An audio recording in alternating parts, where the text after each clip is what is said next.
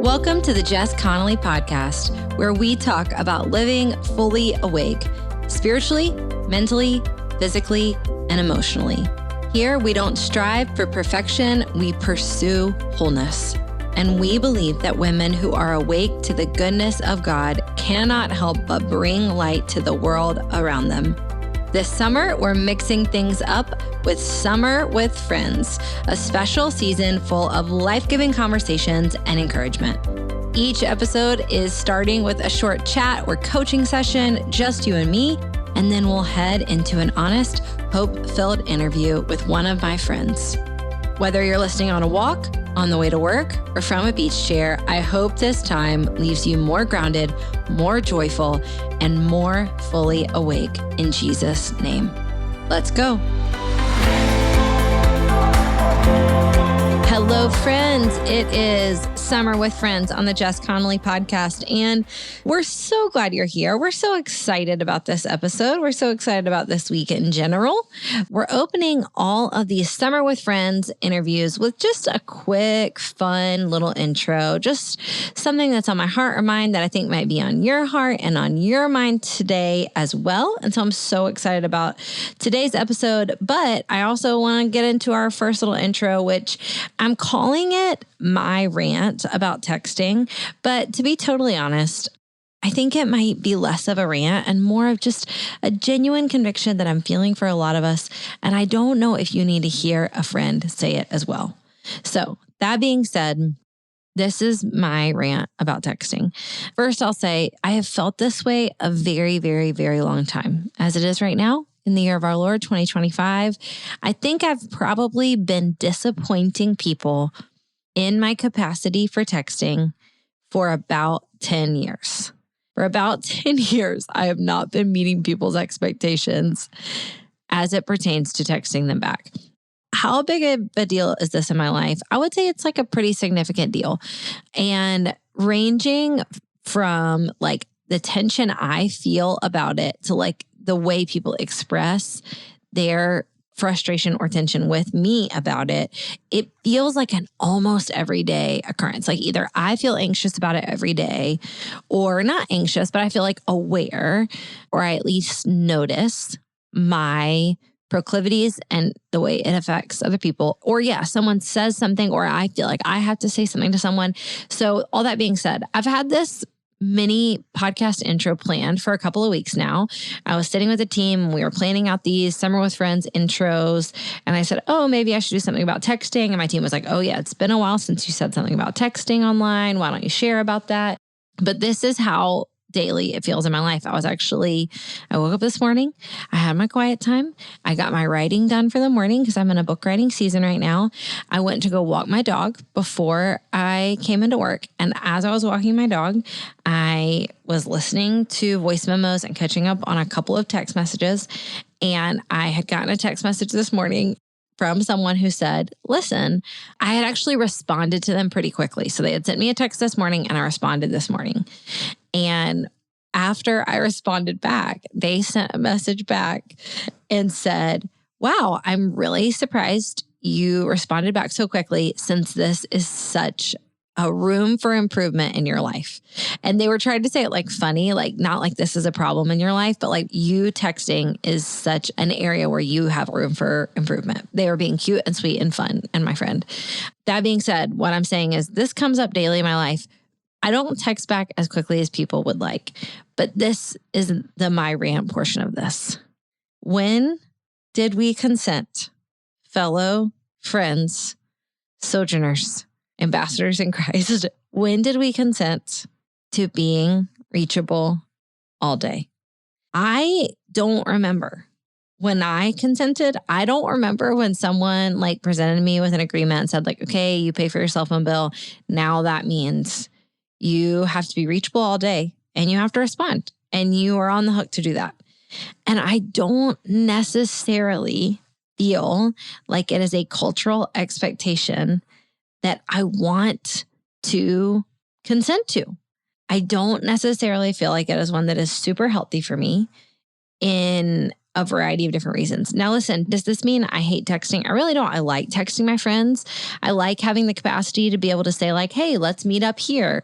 I don't want to go back to, 1991 when you had to leave a message on your friend's answering machine to tell her like, hey, I'm not going to be able to be at the movies. I know that that's not helpful. I love to be able to just send a quick text, but it's not just that I feel tethered to my phone. And if you've been listening to the podcast, I'm really working on that. It's not just that. It's also that I don't know that, if I'm being honest, my emotional, mental, and relational capacity has the bandwidth to be as communicative and be genuinely caring for people in that. Does that make sense? So, number one, my question is like, when did we consent to being constantly reachable and also then therefore like really connected? That's number one. My number two question that I have for us as people is this something we need to apologize for?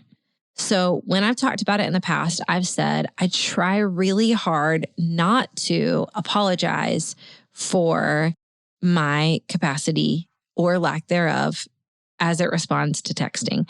I try to communicate my boundaries and my capacity in a way that doesn't denote sin or shame, because I don't believe that not texting back immediately all the time is sinful. So I want to apologize for things that I do that are harmful and hurtful to people. If I see your text and you send me a really vulnerable text and I ignore it because I, am mad at you or something, that I feel like I want to apologize for. If I was dismissive of your feelings and I said something hurtful, like I want to say sorry. I'm not advocating for like leaving people on red forever and ever, just to punish them. That isn't it for me. But if I am just going to my day job and taking care of my kids and loving my husband and trying to exercise, and that means that I only respond to 10% of the messages that I get a day, I don't know if I want to apologize for that, or if it takes me, a week to be able to respond to a really thoughtful message that you've sent me. I don't know if I want to immediately respond with like, oh, I'm so sorry. You know what I'm saying? So my first question is, when did we consent? My second question is this something we do need to apologize for? And then my third question is more logistical. When are you guys responding to text messages? Because I struggle with the logistical timeline of like when. I'm trying not to do it when I'm waking up and reading my Bible. I'm trying not to be on my phone when I'm, like walking my dog or enjoying the sunlight. But that right now is one of the only times. I'm trying not to do it when I'm at work because I'm trying to get my work done. I'm certainly trying not to do it in the car because I'm always trying to be a safer driver. I don't want to do it when my husband's making dinner and I'm sitting there enjoying time with him and also trying to study for seminary. I don't want to do it when I'm working out because I want to be with my friend Amanda, who I mostly work out with, and I want to be present with her. I don't want to do it at the end of the day when I'm hanging out with my kids or resting or hanging out with my husband. And I don't want to do it in bed because I try not to even have my phone in my bedroom. When is it that we're actually responding to the text messages? Because I don't know when to respond and I'm struggling. I have two more existential questions and one logistical question. And I would love for this to not be a one-sided rant. Please come to my social media this week. I'm going to put up a post about texting and I want to hear your thoughts. I want to hear what you have to say. Let's make this a group conversation, maybe one that we don't have to respond to via text. Amen and amen. I hope this message has found you well. Let's get into this week's episode. Katie Walters, welcome back to the podcast. Thanks for being here. Thanks for having me. How are you doing? I am 100% wonderful right now because I'm sitting with you. I know. I'm so glad you're here. Okay. Every time I Well, first of all, I just texted you last week. You're such a rally gal. So I texted and was like, hey, you want to come on my podcast? And you were like, yeah, sure. What time? I'll be there. Literally And any excuse to come and sit in your beautiful house with your amazing gourmet coffee. Well, You'd be like, hey, you want to clean my toilets? Yes. Yes, I do. Glad you asked. But then I realized I didn't tell you a topic. I didn't have one in mind. I just wanted to hang out with you. So what we did ask Instagram. I said, what do you guys want to hear from for Katie? And we've got 3 main topics to cover today. Great. I'm so excited. That's not true. There were 2 ancillary topics that came up. So I'm going to tell you the other 2 topics that we're not going to talk about today. I love how you casually use the word ancillary. I can tell you're in seminary. Well, I was going to say, can you tell I'm in book writing mode? Yeah. I used the word eschew twice in like conversation this week, and somebody was like, eschew. Eschew? And I was like, I'm sorry, I'm writing right now. So I just have thesaurus.com open all day. Is that spelled like askew? Like ESCHEW. Eschew. If you like eschew your responsibilities, it means you like skirt them. Yeah. Mm-hmm.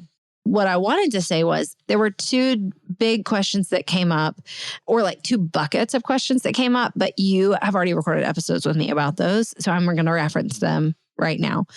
A lot of the gals wanted to talk about, I'm having to go back to 2024 to see when this episode was.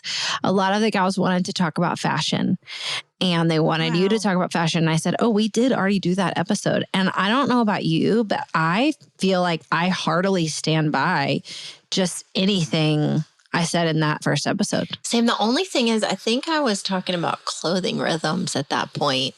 You were. And you don't do a clothing rhythm anymore. Mm-hmm. So I actually can't find the episode number. It was one of the first 20.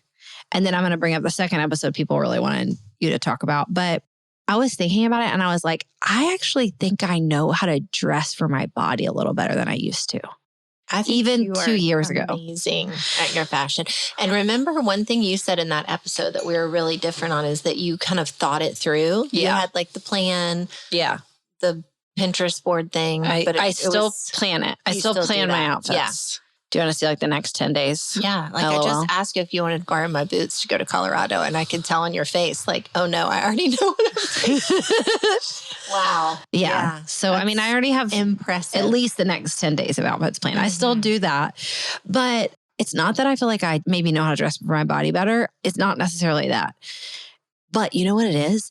I do think my style changed. Mm-hmm. And I went so much more neutral in my style and a little more classic. Mm-hmm. And I think that fit my personality a bit better, but I didn't ever know that about myself. Yeah, I can see that for sure. Like, have you heard me say, if I could describe my style now, I would say rich, neutral cowgirl? Yes, I've heard you say that. And I can't remember what you said in 2024 because it was like, I don't know if I'm gonna... Like, maybe she's going to preach or maybe she's going to fight me. Yeah. It was like a little more tough, a little more edgy. Mm-hmm. It's not edgy anymore. Yeah. Like, I'm always wearing very classic jewelry, you know.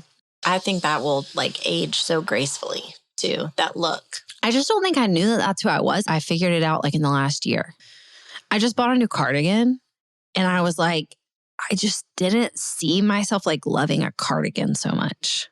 Yeah. You know? Yeah. You don't like that. Like I thought I was a blazer girl. Actually, you know what is interesting about this conversation? Tomorrow I'm reshooting my headshots because I just shot headshots like 6 months ago, not even, maybe 4 months ago. I try not to change my headshot that much, but I did a new headshot because I had short hair and I realized I don't want a blazer on in my headshot anymore. Wow. Yeah. It's good. I mean, you think about the evolution of even your house and like what you're sitting in every day, your environment, your aesthetic, like that is changing. Yeah. You know, always changing. Yeah. So I love it. Do you feel like your style has changed in the last 2 years? Well, so here's my tricky part. It kind of has to do with aging because if I had to say my actual like deep-hearted style, I mean, of course, I just have these boots on, so I think it's funny. But I mean, I could see myself wanting to wear like a short, mini, ruffled, something that would look amazing on like a 19-year-old who's just gotten off a horse. You're not doing it anymore. I'm not. I'm trying to not modest in the way of like covering myself. You guys see my face. Wait, what? I wish you could see my face. It's not that I don't think you're modest. It's that I didn't see this conversation going this way. You don't wait because you think I'm still. You don't think I'm because I can see it, but I'm just like, wait, say more. You can see my struggle though. No, say more. Well, is it spiritual?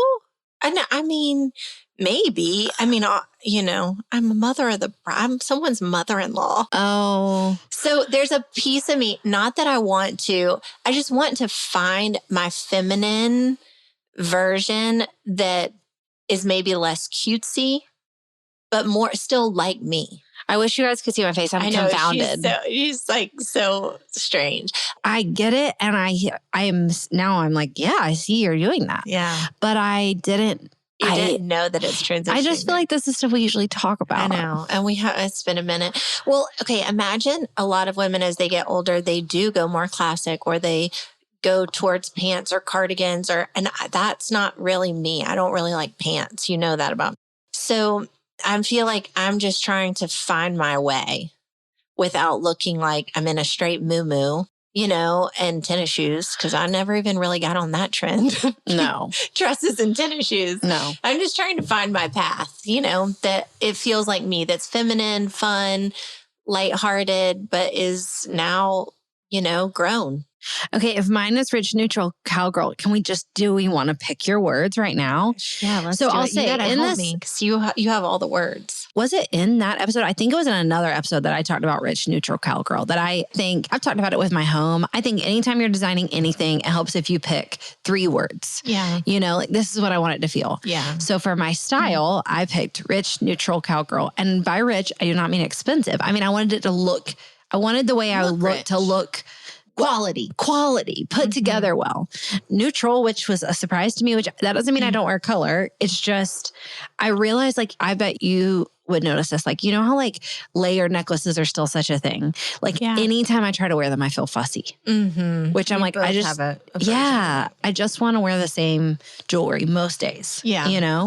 And then cowgirl, I do still want to look a little tough and wild. Yeah. But in those words for me, so things that aren't there, like feminine. Yeah. I don't feel like I need to present super feminine. Right.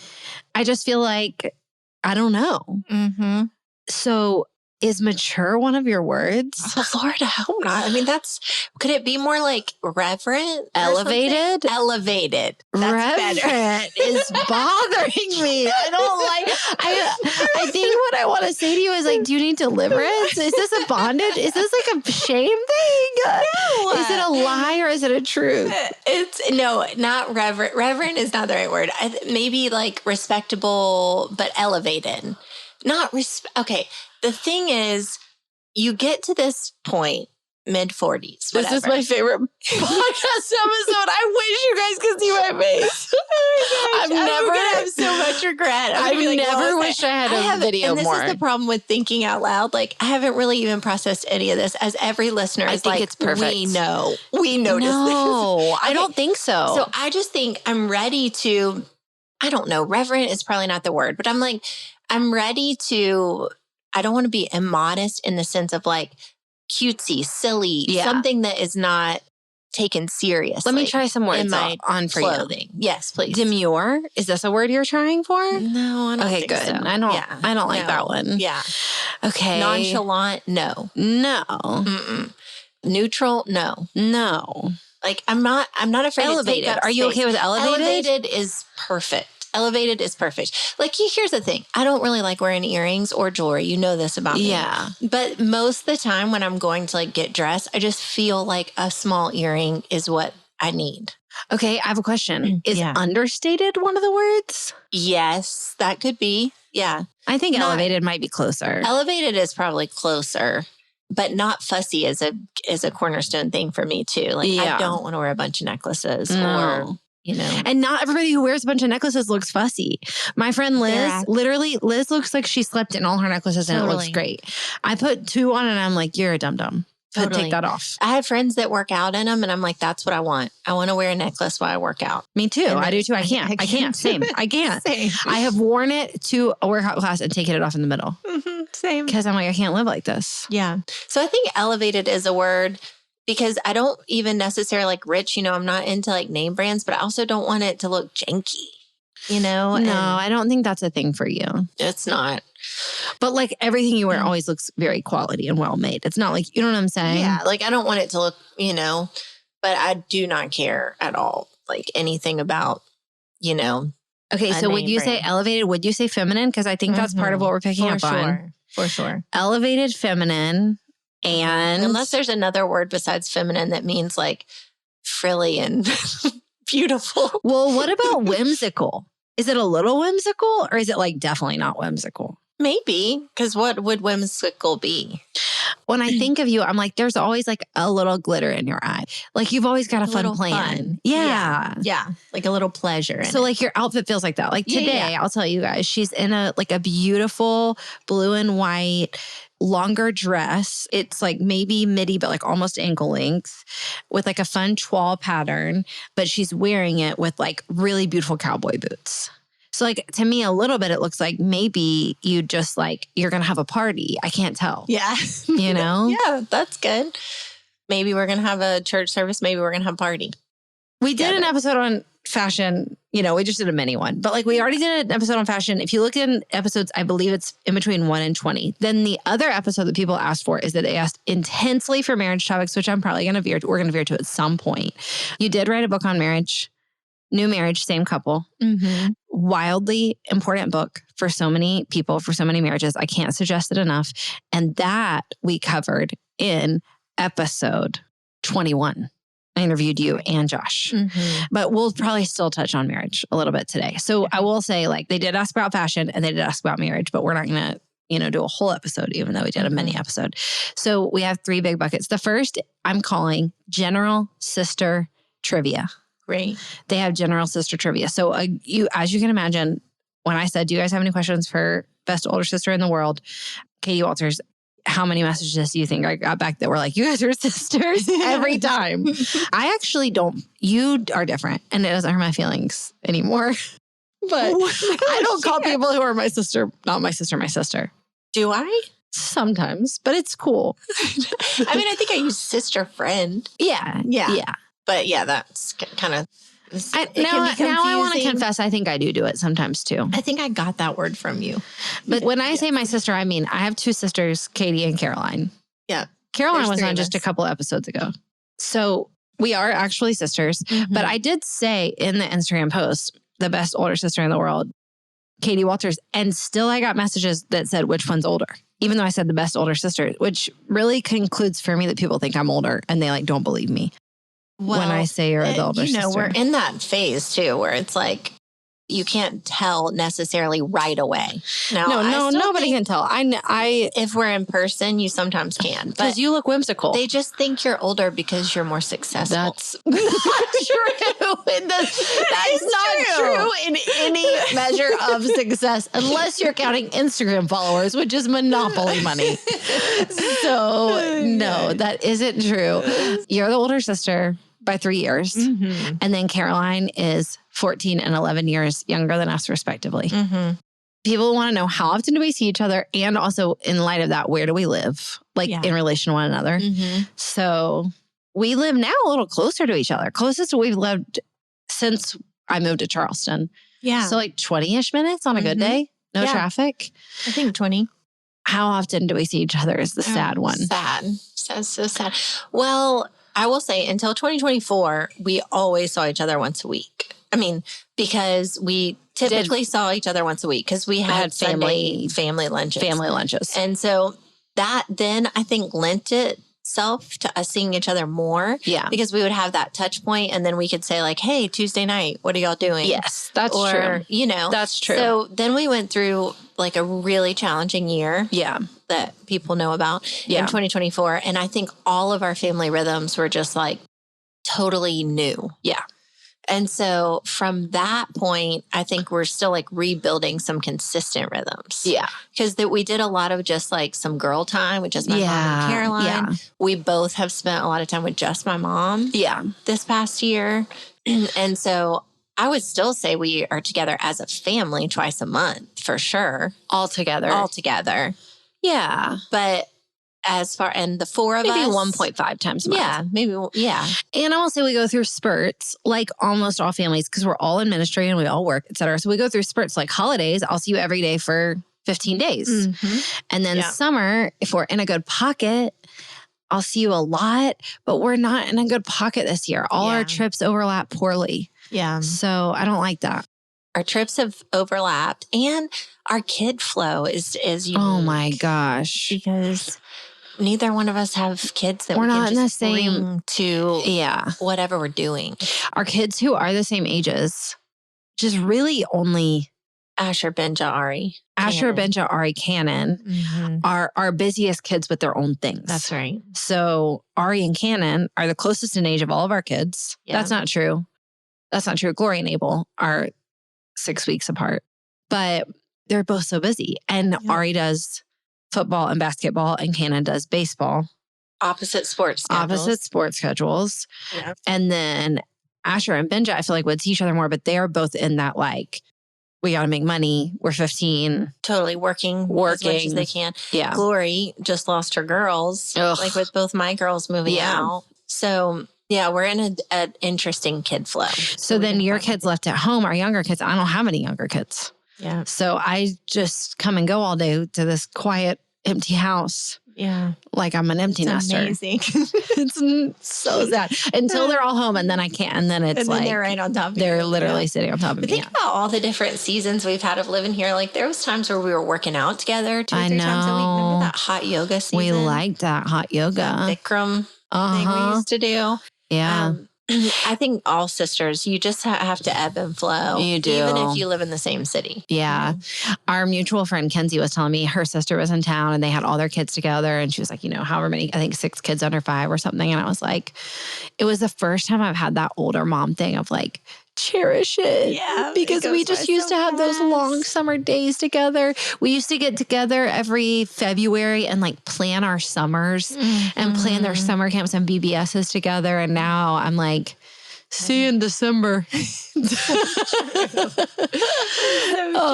we don't see each other as much as we like. I don't know last time we hung out alone. I don't either. That wasn't Mom, Caroline, or the boys with us. Yeah, that's what I'm saying. Like, yeah. You get to see Mom a ton and Caroline a little bit more because you guys go to the same like wellness center. And then you see Mom through church. I see Mom through church. But the two of us, and neither one of us, I mean, one, we don't really have the margin in our lives, but neither one of us are like shoppers. No. Or if we have a Saturday, we're not like, oh, now we're going to go run errands. Neither one of us do that. So it just doesn't lend itself great to like hanging out. And I'm in seminary. So my days off are studying or writing a paper, which that's why I'm trying to get you to get your doctorate. Right. So we can write papers together. Because as soon as I finish seminary, I think I want to start my doctorate. So I'm like, well, I'll do it at the same time. We could all do it at the same time. So we live about 20 minutes apart, don't see each other as much as we want. Coffee orders, this one's easy. Black coffee. Yeah. Now, do you get coffee from Starbucks anymore? Not as much, but yes. I mean, poor Susie, if she's listening to this, she's like, yes, you do. I see you. Who's Susie? Your barista? I love it so much. She's probably like, yes, you do. But I mean, we used to not drive to the church without going by Starbucks. But right now, because we live so close to everything and so close to the church, it's so much easier just to take our cup of coffee with us. Yeah. So I would say not as much. I don't either. Go to Starbucks. I almost never go. Yeah. Something I haven't shared on the podcast. I have shared, obviously, that I'm on semaglutide. I have not shared, I think it wrecked my taste for coffee. It's like the only massive food aversion I have. No. I drink it for functionality, but like Nick actually comments on it every day because he's like, it's so crazy you never finish your 1 cup of coffee in the morning anymore. Oh, wow. Yeah, I drink a lot of tea now. I'm like, I don't even know who I am. I carry tea in my purse. I force myself to drink tea at night and it just feels like not the choice I want to make. LOL. Okay. More sister trivia. People want to know both our Enneagram numbers, but then that makes me want to ask, do you know your primal question? And have I talked to you about your primal question? Oh, yeah. So you know yours. Yeah. Do you know I actually have a meeting with Mike Foster in September? I did hear rumblings about that. Okay. If you don't know what we're talking about primal question, our friend Mike Foster came up with this basically a personality test that helps you figure out your primal question. And that you can find an episode with Mike Foster on episode 70. And I'm obsessed with the primal question. Now, when someone asks me my Enneagram, I'm like, I'll tell you my Enneagram, but I'd rather talk about primal question. So what's your Enneagram and what's your primal question? Okay, I might need you to guess my primal question because I don't know if I can remember exactly right off the top of my head. But I know I can zone it in. Actually, when I was planning for this podcast, I did try to guess your primal question. Are you safe? Am I safe? Am I safe? Yeah. Okay, so the questions are, am I safe? Am I secure? Am I loved? Am I wanted? Am I good enough? Am I successful? Do I have purpose? Mm-hmm. Okay. It's not, am I safe? No. It's not, am I secure? No. It's got to be 3, 4, or 5. Mm-hmm. Is it 3? Am I loved? Is it, am I wanted? Am I wanted? Yeah. You really don't present as that. Really? In unhealthy ways, no. Well, some of the indicators are like, also the need for pleasure and taking care of that yourself. Yeah. Like, whatever. Which, I do too, but I do it for a different reason. I do it for safety. Yeah. Yeah. What I want to say is like, if we were going to shop, yours would be like, I'm going to take care of my needs because I like to feel you can access your own desire. Does that be desirable? Oh, is that what you meant? Desirable. But mine would be like, I'm going to shop because I'm going to take care of me. Yeah. Yeah. Because I have to be safe. Yeah. Which truly never a thought, but desirable, probably a thought. Okay. Mm-hmm. But do you have like a wing question? I can't remember what he calls them. Oh, it's good enough. You think? Oh, yeah. Yeah, probably. Yeah, probably. Wait, is that your core question? Maybe. You're right. I don't know. No, I think, well. Okay, let me tell you why. How do you differentiate I can cut those? this if it feels too deep. Okay. It's not going to feel too deep. It might bore people to death. But. I think about any major conflict with you, whoever it is, but namely with me. And it's always like, don't you think this about me, this good thing about me? Don't you trust my motives or something? Yeah. But that was a sticking point for us for a long time because I'm like, no, I don't trust anybody. Yeah. So No, I don't think anybody's good. I don't. So like, I would literally tell you that. Definitely not. You'd be like, don't you think I'm honest? And I was like, no, I don't think anybody's honest. My worldview is not complete. Okay, but your Enneagram. Enneagram is a 7. Yes, but a 7 wing 8. Mm-hmm. 7 wing 8. So 7 is, gosh, I'm blanking out on what's it called. Like, I don't even remember. The adventure or something like that. Yeah, something like that. The enthusiast. The enthusiast, yeah. And then the challenger is the 8. Yeah. You're an 8-7? I'm an 8-7. Yeah. But my 7 is in a chokehold. I always say, the only real part of 7 I have is that I don't like pain. I have just a strong aversion to pain. Yeah. Which I would say we share. That's our Venn diagram. I do feel like, though, that you enjoy fun and pleasure and you know how to. I do like fun. Mm-hmm. I do like fun. And the thing that I see mostly with you with the 8-7 is just the energy.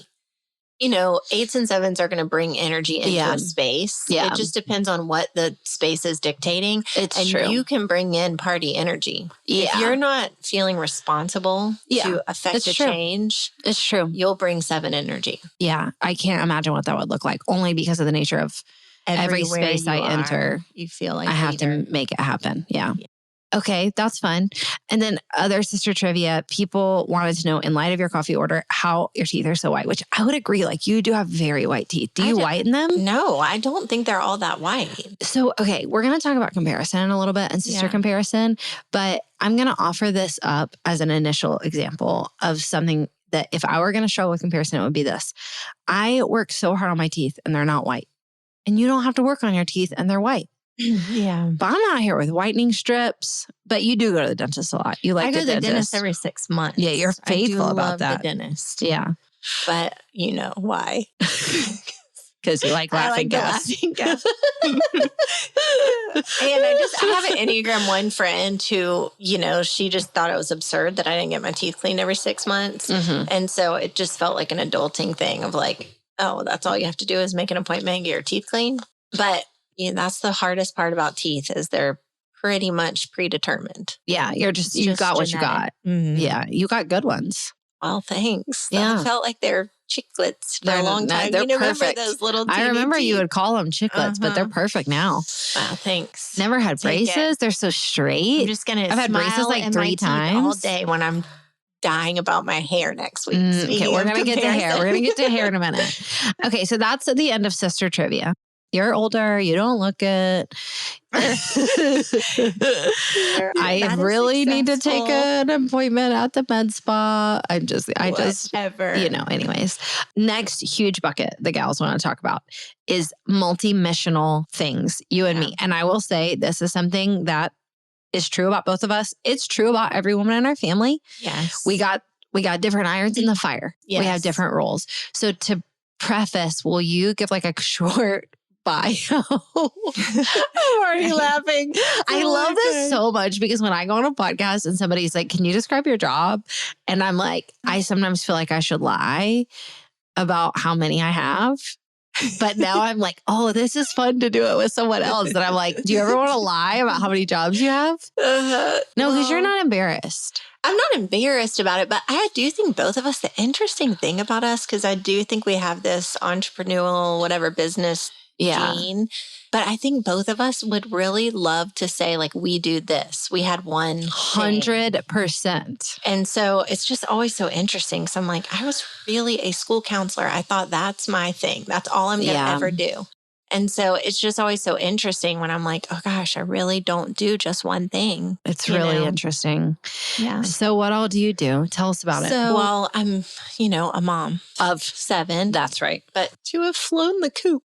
2 are grown. So one's in Mississippi as a Bible teacher. One just got married. So I have 5 at home, but they're ages 17 to 4. So the ones who are at home. The ones at home. So 4 boys and a little girl. So I cannot believe Adele is only 4. Yeah. She's 4 going on like 12. Yeah, but 24. Yeah. But in our home, I'm also the home manager, homemaker. Yeah. So it's not like a trad wife role situation in the way that we have a lot of help. And I'm not like a bread maker. I don't like to cook, but I do cook. Yeah. But I would just say that to say, like, I still carry a lot of the weight of our You home. are a mom's mom. You are a mom. Yeah. Like I would say, I don't mind, since we're talking about comparison. I think there's nothing wrong with making comparisons if you don't attach value to it. Yeah. I do not mom in the same way that you mom. I had years where I mommed like that. Yeah. But like, again, you're at my house right now. It is very empty. It's very quiet. They're all out and about. They're here. You don't really know because none of them are young. Yeah. And I do not cook. I'm not the primary cleaner. Yeah. Which has always been my story. And I'm sorry that I have it so good, everybody. But my man just likes to cook and he likes to clean. He's very good at cooking. And that's partially what frees me up to have 7 jobs. Yeah. But you are like a mom's mom. Well, the thing is, my kids are all such different ages. And the culture, the community that I'm in, it thinks I'm like more absentee because they're such helicopter moms. Like they arrange play dates in the neighborhood. Right. Instead of being like, Instead just go out. bike to Johnny's house. Yeah. Yeah. So in my context, people would think like, oh, wow, she's not out there doing that much. But in the normal world, like I'm literally given a good amount of energy to just managing our home and momming, even though I don't clean. I wouldn't say I carry all the responsibilities like that. Laundry, cleaning, that kind of thing. But you're doing a homemaker. You are a homemaker. Yeah, that's a great way to say it.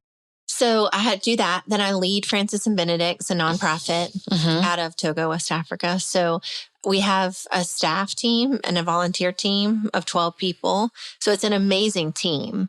And mostly I give vision, direction, and prayer, spiritual guidance. But I work with Francis, who's our in-country partner, Francis and Benedict, like I'd say weekly, daily. Like I had to, call with him today. So I'm kind of the connection, the bridge between the U.S. side and Togo side. Yeah. So I'm going to just pause there and illuminate, say things you wouldn't want to say. When we're talking about Francis and Benedict, the for-profit side, we're talking about 7+ figures in sales over the lifetime of your business that have all gone to benefit missionaries in Togo, West Africa. So like what I'm trying to say as her sister is like, you've built a very successful business that has, how many advocates do you have? 187 right now. 187 advocates who sell the skirts and the clothing items around the country. So like that's a very significant business. On the flip side of that is the nonprofit side, which is also wildly important and incredibly beneficial. And inside that, you're providing education, healthcare for literal people on the ground in Togo, West Africa. You did explain your business great, but like I'm going to come in with the sister of like, she's a really big deal. Whatever. You're a really big deal. So that job is an actual really big deal. Yeah, it's a big deal. I mean, there's seasons like this, this past May, I was saying like, gosh, I have a full-time role at our church, which I'm about to talk about. Mm-hmm. But there's seasons where it feels like, oh my goodness, still 60, 70% of my week is Francis and Benedict. Yeah. So we're transitioning through that to get it more established on the nonprofit side, but it's definitely a big part of, and it's one of those things that never turns off, just like ministry, so, but different than ministry, a business, any business, which this, it's just a constant pivot, turning, changing, tweaking, figuring out, that kind of thing. So, but I recently came on full time at our church as the marriage pastor. Yeah. So that's recent as in this September. Now I've worked on staff at the church part-time for 17 years. Yeah. So I'm about to have my 17-year anniversary. Yeah. But in that time, I've done a million different roles. And some of those have been as small compartmentalized as like the wedding director. I've also been a counselor on staff full time, but this role is pastoring the marriage ministry. So it's definitely a full-time plus role. So let's put some language to that. You're the marriage pastor for your church, and you are the only pastor of marriages for your church. Mm-hmm. And in all, including all your campuses, how many people go to your church? Oh gosh. Well, I mean, not the online campus, because that's without the online campus, there's probably, 50, 75,000 across all the campuses. But the main campus where I'm at, the team that I'm on is 10,000. But you're the marriage pastor for all the campuses, right? No. There's not any. So today I met with a couple at one of the campuses, but typically the job is to oversee all of our marriage small groups at the main campus, which is a good. But you probably, everything you're building is going to be built for the other campuses too. Hopefully, yes. That's the goal. We're talking about you are the marriage pastor for 75,000 people. Well, I mean, yes. In a way, yes. Yes. So again, not a chill job. No. Okay, that's number 3 of jobs. Yeah. I mean, honestly, that's really the only, we write and speak also. Yeah. Author and communicator. Mm-hmm. Yeah. I'm blessed. I'm telling you, I love this episode for so many reasons. Everybody knows what I do. It's so funny because I always try to say marriage, mission, motherhood. I try to do 3 M's because it feels more manageable in the way of saying those callings. Yeah. Those definitely are 3 in my heart and callings. It's interesting also to be in roles that I can see myself doing these roles forever. The way that I'll do them will just shift and change, I want to emphasize here because surely I hope and pray that anyone who has listened to the podcast in the past, but if this is for some reason your first episode, I hope what you would know is that I place no extra value on a role that has a worldly larger impact. I believe it's all kingdom impact. You know what I'm saying? So I believe that moms of 2 kids are doing just as hard of work as moms of 20 kids. It's sometimes there's physical differences. Sometimes there's different boundaries. Sometimes, you know what I'm saying? Yeah. It all matters. It all matters in the kingdom. But I bring it up to say, number 1, we're going to talk about being multi-missional. So I want to just acknowledge if you've got 187 ambassadors, how many people are on your team with the nonprofit and the for-profit? Over 20, right? For Francis and Benedict? 12. 12. Okay, 12 total.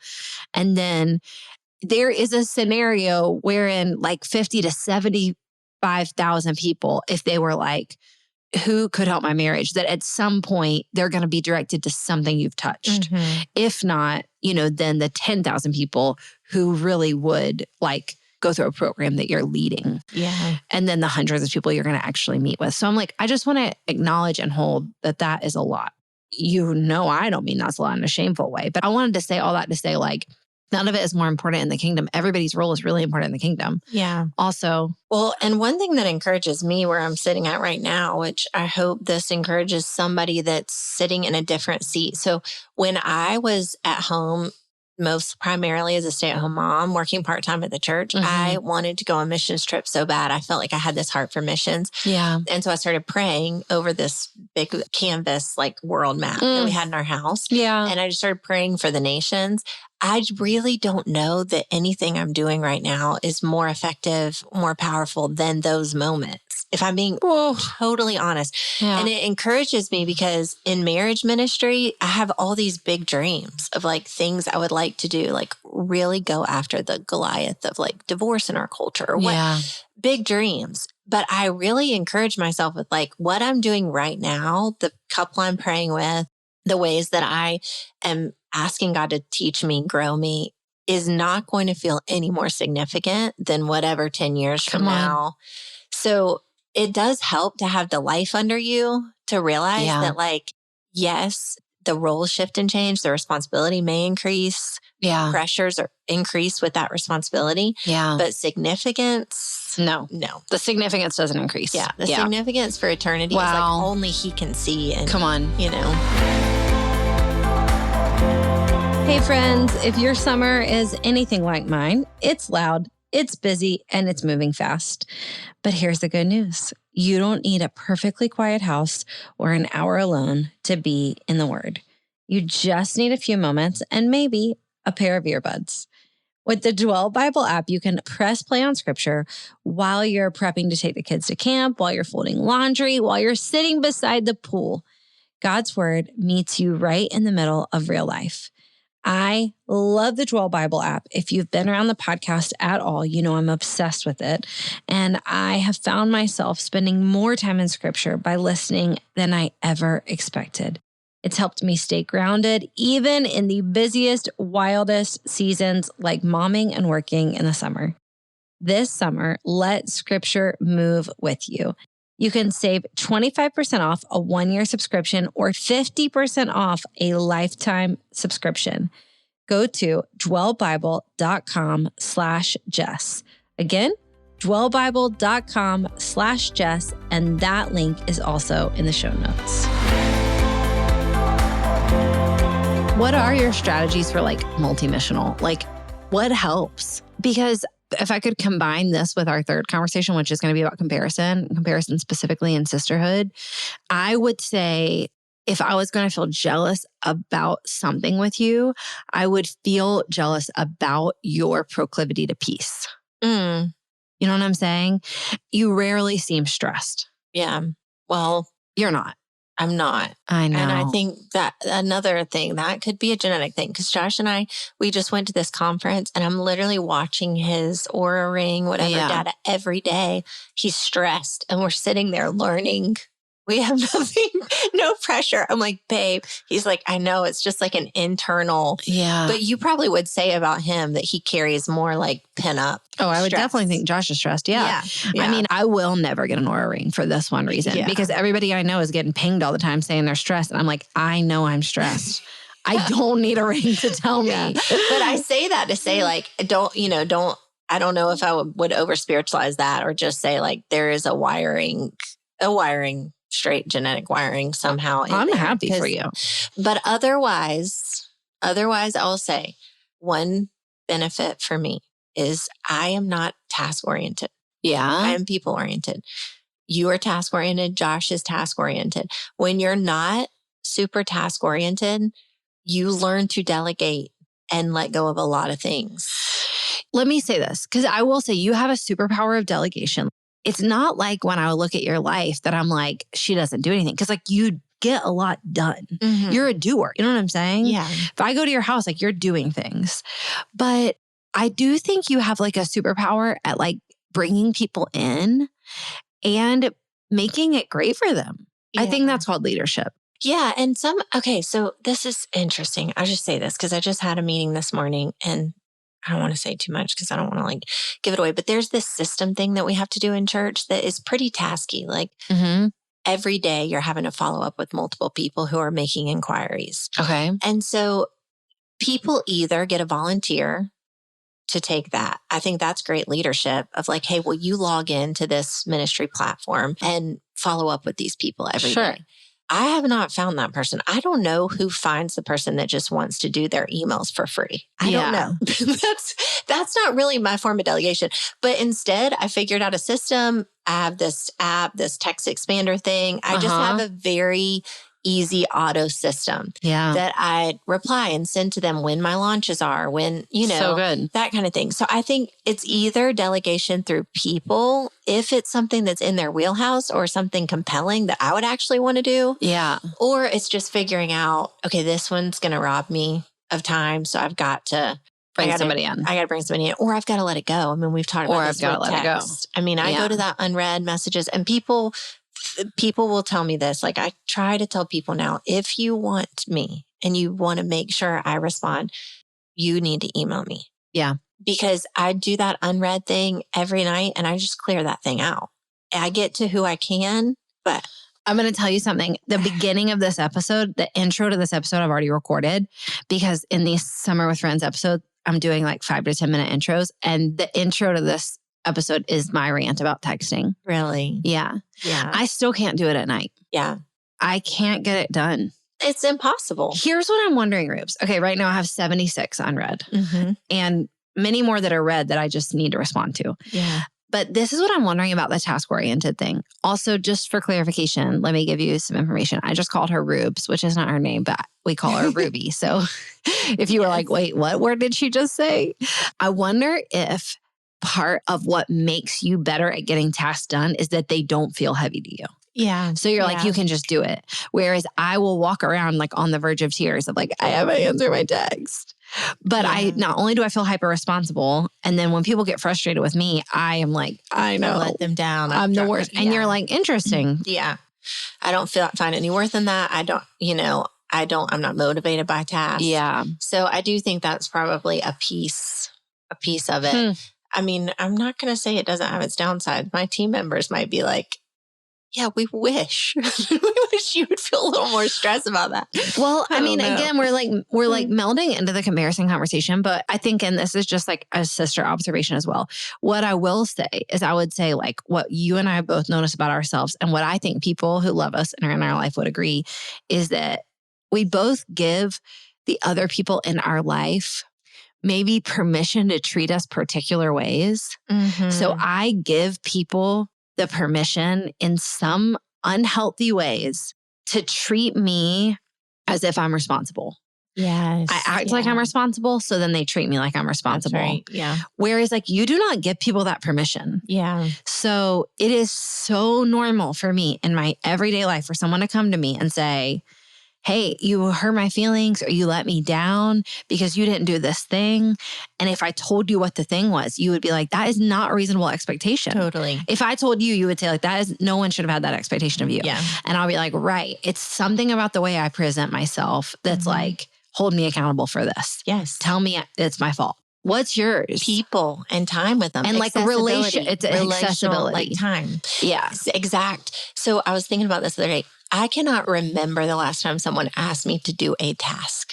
Yeah. Like the things people would ask of you. Create this book cover. Would you work on this presentation? Could you look at this? Could you edit this? Could you create this document? I cannot, in any of these roles, remember the last time, aside from my like pastoral track where a paper's due. Sure. I cannot imagine the last time someone said, Katie, would you? But my side is the coffees, the dinners, the grab this kid, like what I present and what I think people expect more of me is like, time. I'm going to read you what I put in my team Slack yesterday. Okay. I put this in my team Slack. I said, can I get some team insight on this? I got this request from blank. It's not a huge deal. It's not a huge ask. But as you know, every once in a while, I get 5 to 10 requests in the span of a few days, and it tends to mess with my heart. This was number 10 in the last 48 hours. I'd counted it. And all 10 of those asks were big. And they were all things that you would typically pay someone for. And they were all like influence related. Yeah. Would you post this thing? Would you share about this thing? Would you write this thing for me? Would you come to this thing for me? Could I pick your brain about this? Could you give me insight on this? And the problem is I loved all 10 of those people. I would take my blood out of my body for them. But every once in a while, I get to a point where I will say, I literally don't know if anyone loves me. Yeah. I actually think they all just want stuff from me. Yeah. So My flip side for you is, do you ever feel like, do you guys even actually like want to hang out with me? Well, it's tricky because the asks are Because they are hangout. They're hangout. So- But the question mark is, so like, even I just got to ask the other day, not only for me to meet with the person, but for you to meet with them. Like, people will ask me for either meetings or for meetings for you. Like, something about me says, give her accessibility, you know, or like bring people in. So I think the question then becomes like, it could be an, am I wanted? It could be an, So does it make you feel loved? Because you don't ever express bitterness about it. Feel loved, and it doesn't make me feel used. Yeah. That's the other part. I don't feel used, but I don't feel like it's a relationship where they're going to give anything to me. So in that way, I guess it is like a task. I don't know. I mean, you're not looking for the document to give you something back. I'm in an interesting season. I want to hear your thoughts about this. Also, Ari, grief. And I want to hear if you have a version of this, because our whole family is coming off this 18 months of just like pure pain, trauma. So many big things going on. Anybody who listens to the podcast know, obviously, we lost our stepdad, Gibson, traumatic, out of nowhere, devastating. But then we had all these other private losses. Do you know when I start tracking this time period is when Abigail got malaria? Oh, really? November. That's when it went downhill. No. Yeah. Abigail, your daughter got malaria. Then Nick had a mental health crisis. Yeah. Then we lost Gibson. And then we had all these private griefs. Yeah. And then some public things started to pick up for me. Then my house flooded. You know, then we then some of the things that were like, okay. Really started unraveling. So we feel like it's breaking, right? We're all better, right? We're getting better. Oh my goodness. We're all so much better. I hope in 3 months we're not like, wow, we were, because we did do that often. We did do that. We did this time last year and be like, we're fine. Everything's fine. But no, it does. It feels like the light's breaking. Things are lifting. Yeah. That being said, a thing that I need to talk to a therapist about. So like, I need to handle this that I've actually talked to our other sister, Caroline, about, and I've talked extensively to my husband about. I need like professional help. Is because we were in such prolonged trauma. There were a lot of people who could not acknowledge my pain in the level of leadership that we're in, like leading in our church, leading at Go and Tell Gals, coaching, showing up to speak. I knew there are so many places where I have to put a pin in the fact that I'm a person with needs and pain and trauma. And I am there for you. And I can show up and I can do it. And I did that for 18 months. And then I had amazing friends and family to walk through with me who like I could just break in front of. So now what is interesting is that we're coming out of this grief, I think that I have developed some unhealthy rhythms with all of those people who like couldn't really handle my pain.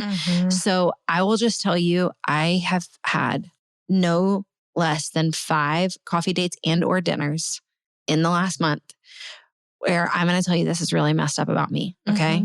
So this is a me problem. But where I have counted and noticed that they will not ask me how I'm doing. Not one ask. Not one, like, how are you doing? How's the house? Are you okay about blank? How's your grief?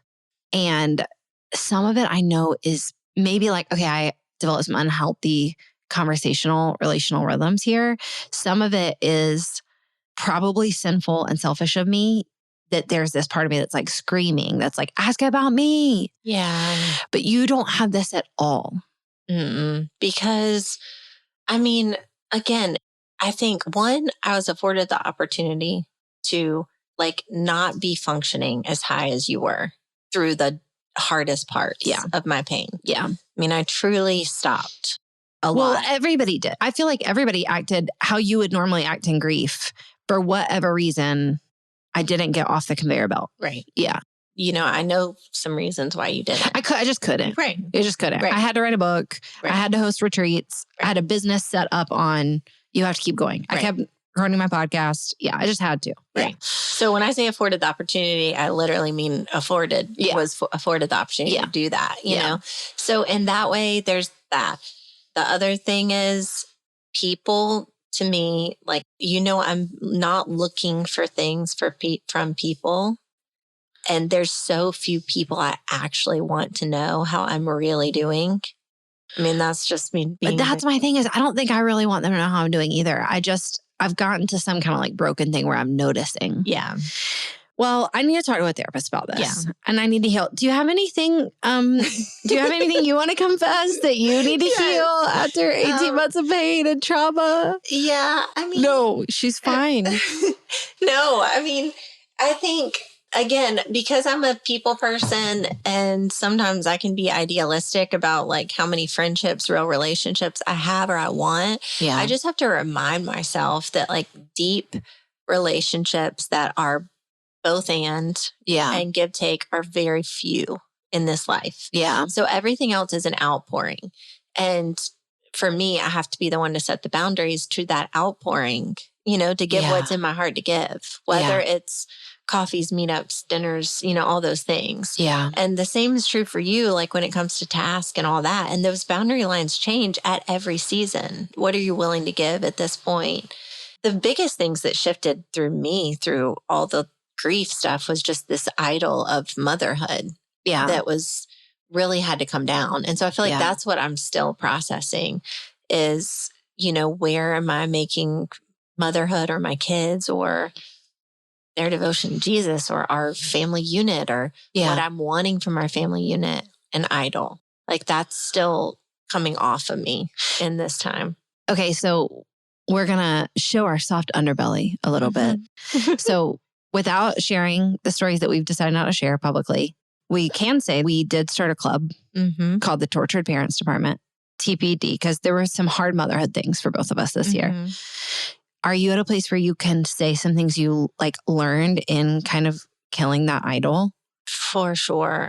Oh, gosh. I mean, when I talk about killing an idol, I just mean like I put it in place of, the definition of an idol is like it has a place of significance above God, above devotion to God. Come on. And so how wild to say that, like, I think I was affirmed in my community and culture for that positioning. Yeah. I feel like that's also something that comes with anyone who has like over 4 kids. Yeah. There's this like, oh, she has 5 kids. Oh, she has 6 kids. Oh, she has 7 kids. You don't choose to be like praised for that or for that to become your identity. It just does. Totally. Yeah. And there are some beautiful examples of family in the community that I'm surrounded by. But what can happen with that comparison is you start to look at that example as like the definition of godliness, the definition of success and motherhood. Yeah. Instead of what like your actual family is that God's handed you, what you're responsible for, what you're not. Yeah.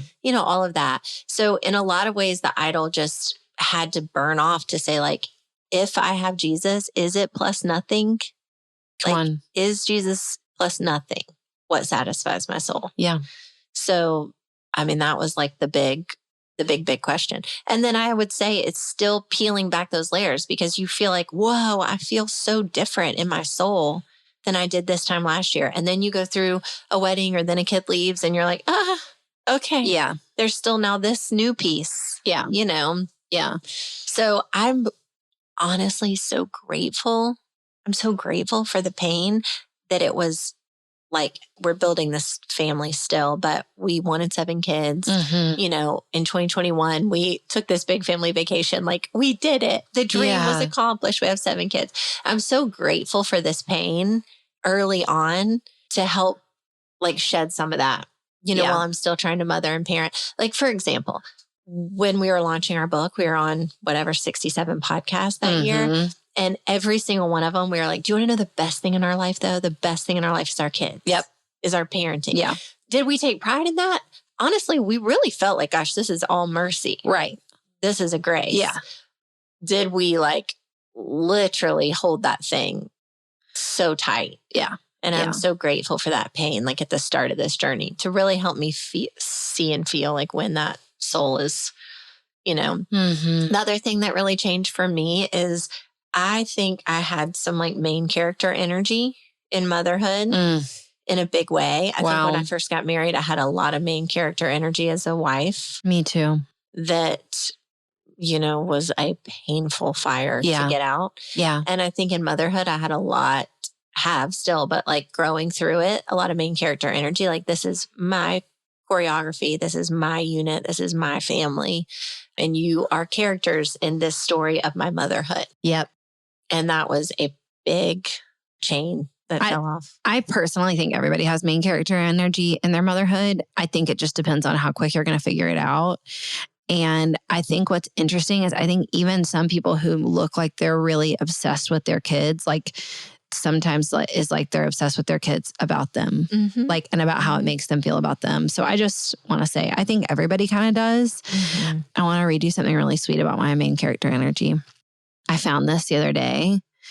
And actually, I looked up my journal from exactly a year ago, like 3 or 4 days ago, which for us was like the very beginning of our trauma in our nuclear family. And I wrote in my journal, like, okay, God, I might cry. I said, if my version of my family is over, if I get to rebuild my family, what do I want it to look like? And I said, I want it to be humble. I want it to be fun. I want it to be generous. I want to be spiritually connected. And I want to be honest. And I said, I'd like to text all my kids every morning an encouragement or prayer. I said, I want to be more generous with their dreams and their desires. And collectively, I want to be more generous with other people. I wrote down like more health, more adventures, less phones. And then one thing I loved is that how you said, like, this time next year, I'd like to get behind whatever sport Cannon wants to do. Oh my gosh, which we have. So it was like so sweet to be like, okay, that you were thank you, God. Okay, if this is burning down, if this is going to burn down, what do we want to build? Yes, that's so beautiful. I need to do that exercise. You did it. You have done it. You did do it. I think it's sweet that you said early in this journey, like we figured this out early in this journey, because I think that's what I've been able to share with some friends is like, I think every mom really does. Their picture of their family has to burn at some point. And I think for some people, it happens when they get a medical diagnosis. For some people, it happens when their kids are nothing like them. I think for some people, it happens in like teens and early 20s.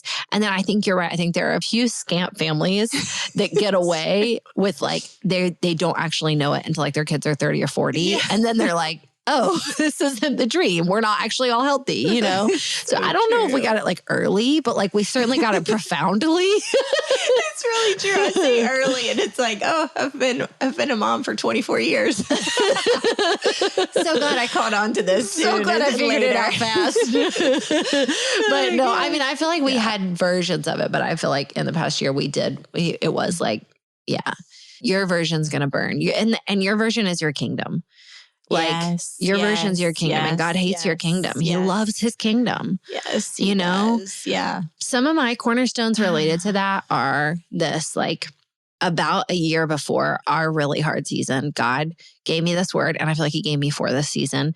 But the word he gave me was, I'm a really good dad and my kids are still bad.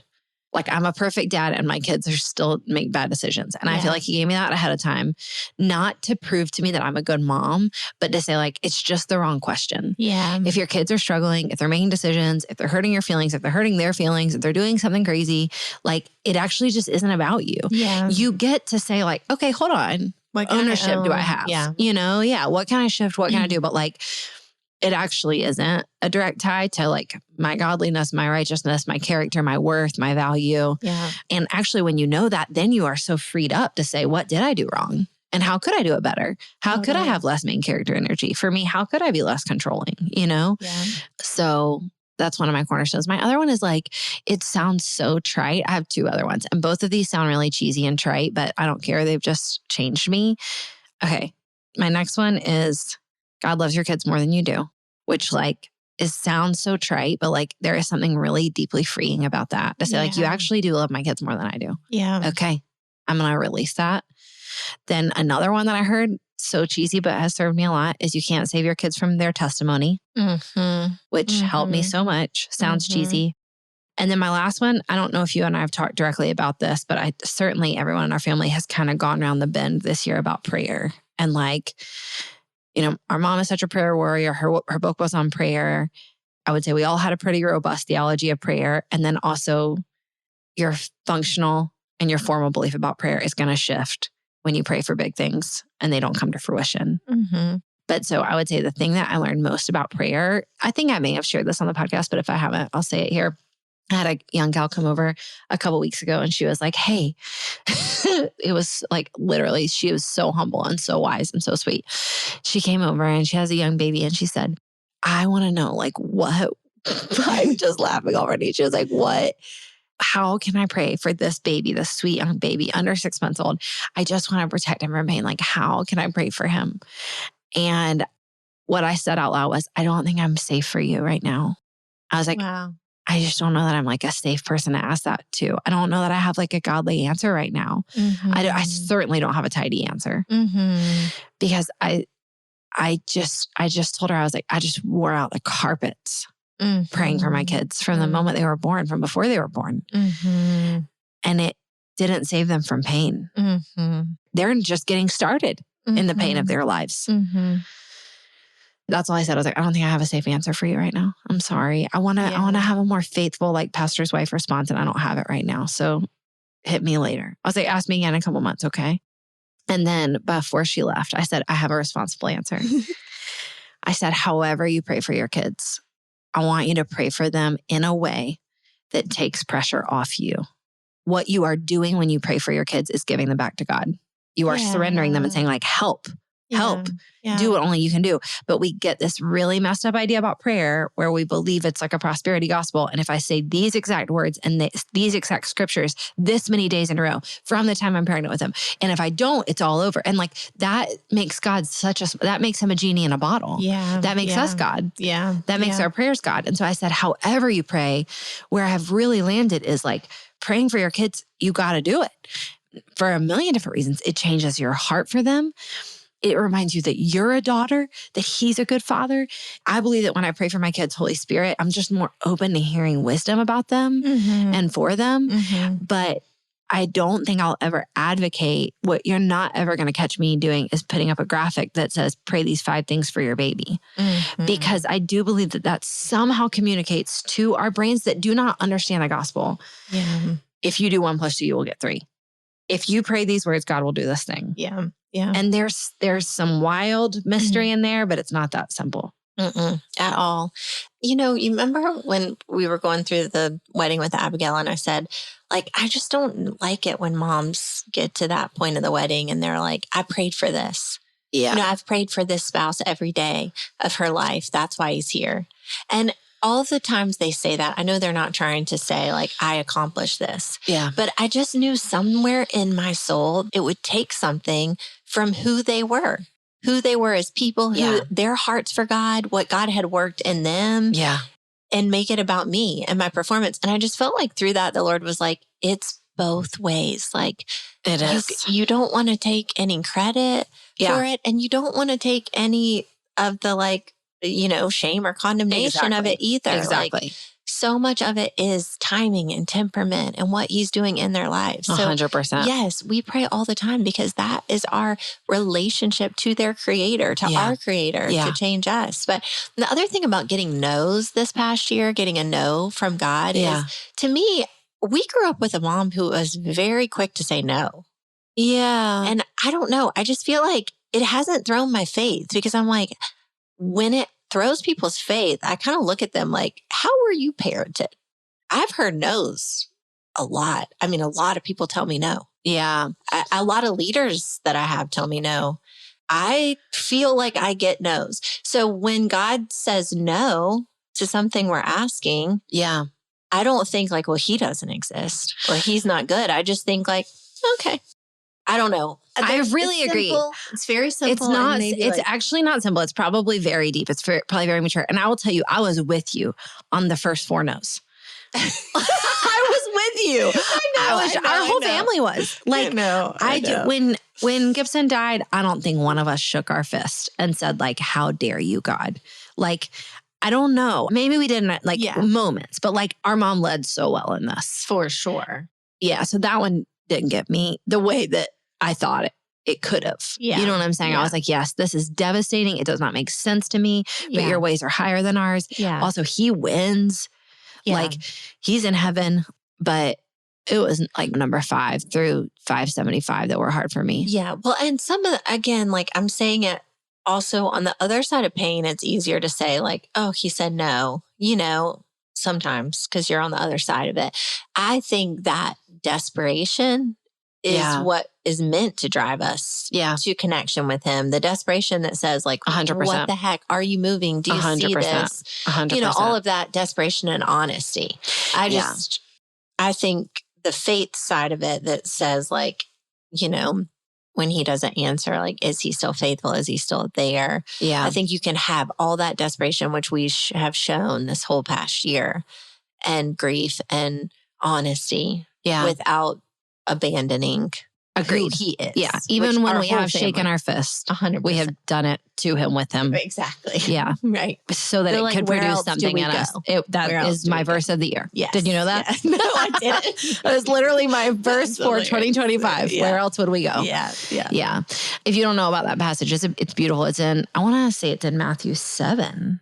I might be getting it wrong, but Peter says it to Jesus when a bunch of disciples leave when they're mad at Jesus. And Jesus looks at the disciples and he's like, do any of you guys want to leave? Who else wants to go? And Peter says like, where else would we go? You hold the keys to life. You hold the keys to life. Where else would we go? Yeah. So like, I don't really understand what's happening, but where else would we go? Yeah. Okay. I'm going to skip the comparison conversation. Okay. And then I think you have to come back and talk about comparison in the fall. Okay. Good. Because we've just done too much fun, and deep here. So, okay. Do you feel like you daily struggle with comparison and have to lay it down? Or is it more like seasonal or? I will say that what people were asking is like, do you guys struggle with comparison with each other? I would say for me, I think the quick answer is we are so blessed by our differences. Right. So do I wish I could wake up tomorrow and be you 100%? But like, it's so different for me. It's not going to happen. You know what I'm saying? So I'm like, I'd instead just sit in awe. So specifically with you, I mean, I did pre-think about it. What I think I struggle with comparison with you is your capacity to not get on a crazy train. Like you don't get stressed. You don't worry about things you can't control. You don't care if people don't like you. And I get very jealous about that. Yeah. If I'm going to compare, I just wish I was like that. I just wish I could do that. I wish I was more successple, but I swear to all things, I'm going to just FYI, fairly certain you make more than me a year. And like, I'm just saying, but like, I don't know what your version of success is, but everyone's is the same as me. They all know, they resonate with this. But in the same way, like, I don't feel like it's an active struggle for us because I see how much it cost you. Right. You're like, I don't want to do that. Exactly. I'm Same. like, I don't want to do what you do. I have the makeup for it. I don't want to do one marriage counseling session. Right. Now, I'll coach you all day long, but like, don't talk to me about feelings. I don't know. Like, let me help you make some goals. And I think we would say all the same things about comparison. Like when you struggle, first of all, you got to confess and repent. It's a sin. Yeah. It's a sin, the 10 Commandments. Do not covet. Also, bless people. Like I would just say, like, we're also both just life speakers. When we see something we love about somebody, we're going to say it, which keeps you from like doing that inward thing of like, truly. What else would you say? And I would say like in the confession repentance line is just honestly praying to see like your lot, how God gave it to you and the gratitude for it. Yeah. Because when I do struggle with comparison, it amazes me how quickly I can get through it. Yeah. With him. Through prayer, through gratitude for what he's handed me. Yeah. Because that's where I would say, like, do you daily struggle with it? I think for the average woman, like, it probably is going to come up. Yeah. That it's how the world and the enemy has designed us to get us distracted. And it's what emotion you attach to it. I'm like, you can just notice like that's an apple and that's an orange. Yes. You know? Yes. That's a 6 and that's a 2. Those are comparisons, but like, do I ascribe value to it? Yes. That's so good. And if you do, then like journeying through that with the Lord. Yeah. Be blessed by an apple versus an orange, you know? Well, great. Thanks for coming on the podcast. Yeah, come back again and maybe we'll do fashion again. We got to define your 3 words. Oh my goodness. Well, you know what I was thinking about? Whimsical? When you called me Ruby Elevated. and Rubes, I was like, oh, that's probably my journey. I probably just need to figure out like. You're becoming Ruby. I'm becoming Honey. You're becoming Honey. Now, if we could just get your kids to call me that. I know. Listen, I almost bought you the cutest pottery on this trip, and it was $58 for this mug. And so Josh wouldn't let me. He was like, take a picture. And very expensive mug. I was like, nobody wants a picture of something you didn't buy them. But oh my gosh, it was so beautiful, and it had little honeybees all over it. So cute. Oh. You know, One it wouldn't day. have done good for me because I only use one mug. I know, but this might have been your new mug. It could have been my new mug. It could have been my new mug. Could have been it. Oh, I love you. Thank you love for coming on the so much. podcast. Thanks for having me. Grace and peace. Love you. Friends, I'm so grateful you listened to today's episode. Thanks for spending time with me. It would mean the world to me to connect with you. So you can send me a DM on Instagram at Jess A. Connolly or head to my website, jessconnolly.com for more ways to connect. If you have a minute to subscribe and leave a review of the podcast wherever you listen, it would massively help us reach more people with the good news that they can live fully awake. Let's go.